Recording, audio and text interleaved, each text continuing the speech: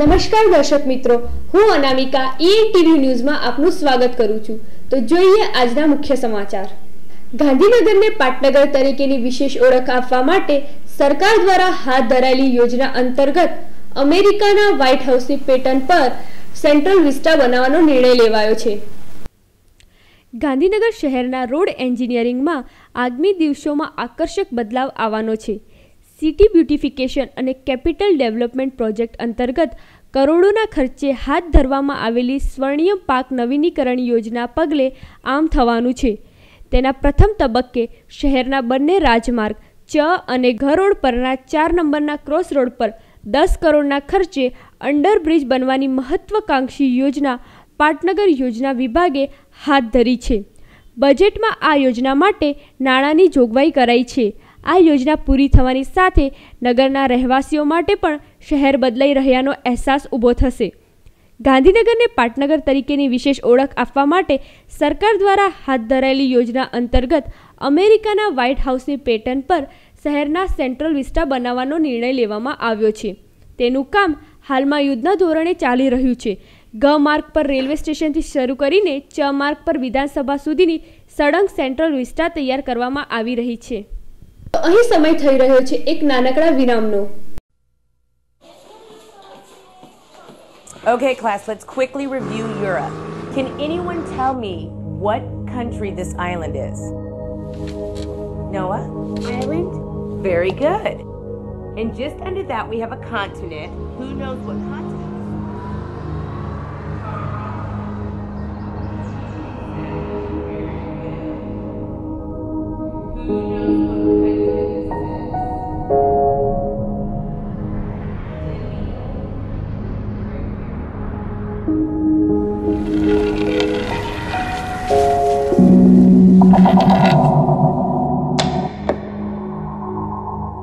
William, can you tell us what's so interesting out the window?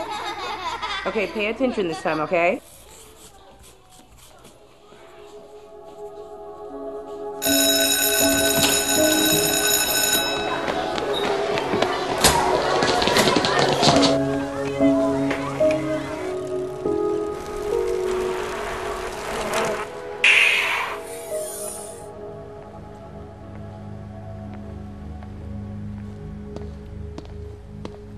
Can I help you?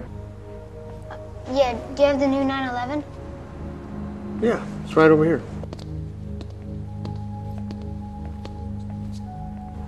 You want to get in? Really? Sure.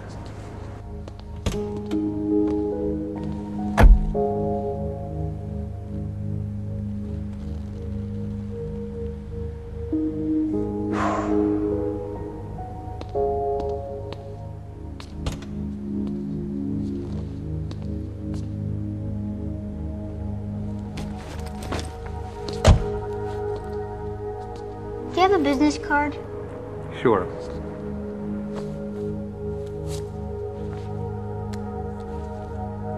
Thanks. I'll see you in about 20 years.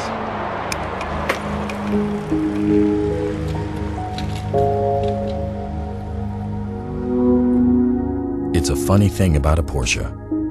There's the moment you know you want one. There's the moment you first own one. And for the truly afflicted, there's the decade or two that passes in between. From its first days on the road over 40 years ago, the 911 has ignited the kind of passion in drivers that only a Porsche can.